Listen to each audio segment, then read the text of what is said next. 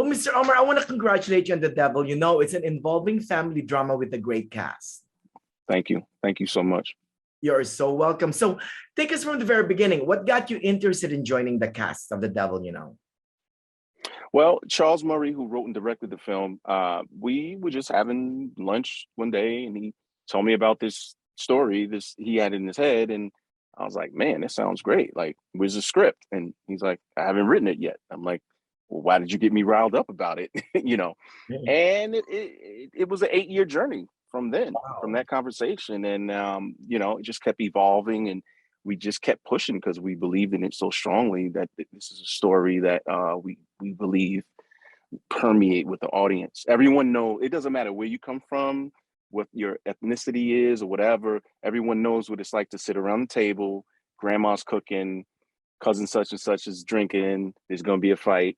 You know, uncle such and such they're playing cards. We all know that sort of communal feeling, and just the idea of no one truly knows what they'll do until they're faced with that moment in real time. And so when the audience meets my character, Marcus, he's a fractured human being. You know, he's just gotten sober, he's just gotten a new job, he's just opened himself up to maybe having romance again. And then Charles and I were like, all right, throw a grenade on top of all of that, you know, and let's see what happens. And so that's, underneath it, the film it has that girth underneath it. So it's a project 8 years in the making then, right? Yeah, for sure. Wow. Now explain to us the family dynamics at the heart of the film, Mr. Omar. Yeah, so it's a very close knit family. Mom and pop have been together for 30 something years. It's 4 brothers. And if anyone comes from a family with multiple siblings, there's always a hierarchy. This one is that version, this one is that. And so my character is sort of like one of the older, he's like the second oldest. But as I said before, he's fractured. It's like if you could, like the old school, like an actual picture, like a Polaroid, and you rip it apart and then you put tape on it and put Oh, it in a frame, right. like that's who he is. He's just, and so in that sense, he's sort of been the black sheep of the family, so to say. And he's been leaning on his family for so long, and he's finally got like back on his feet, and then he finds out some really terrible information, and he's trying to figure out what to do with that, because at the end of the day, what do we all do? We protect our family. That's the Right. first instinct, right? You know what I love best about the film is it's got many themes, right? We've talked about the family themes, but it's also has its themes on finding oneself or speaking your truth, right? Do you Yeah, agree with me on that? absolutely. I totally agree with that. And it's finding your truth, you know. I think that's what my character is going through. He's trying to find his, he thinks he knows this, but he doesn't want to believe, it's just he doesn't want to believe this about his brother who's been there for him. So his entire instinct is to protect his brother in the best way that he knows how. But he's finding that out in real time. And I think in some ways we all go through versions of that because we all come from family. That's our first tribe, you know.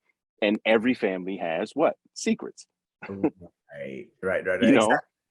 But you know what though? I also want to tell the viewers though that it's not just all family drama. I mean, it's gripping and gritty and exciting and thrilling, right? Yeah, for sure. It's some twists and turns in there that I always say this is one of those films where it's been enjoyable for me to dip into theaters and stuff because people are yelling at the screen, and after the film ends, they're like yelling back at each other, the conversation continues. And that's exciting because at the end of the day, we're here to entertain the people, but give them something to think about as well. Exactly. Now, along that lines, though, The Devil arrives on demand on the 22nd. What do you hope for viewers to get after watching the film, Mr. Omar? I just want people to be, like I said, entertained. I want them to get the themes of redemption and morality, of family, of brotherhood, These are these sort of underlying themes that people will take for themselves, and because they're in their own individual lives, and it'll mean what it means to them.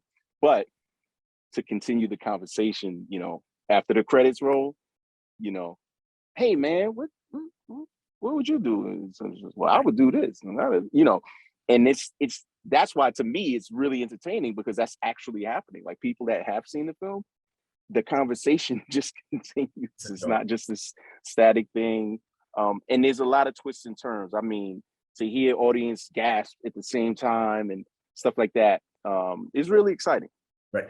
Well, just like what your hat says, I mean, it's art, right? So it's a conversation starter. Yeah, Right? exactly. And we take it into our lives, and we apply it. And hopefully there are, this is not necessarily intentional, but like lessons for people to learn in their own lives.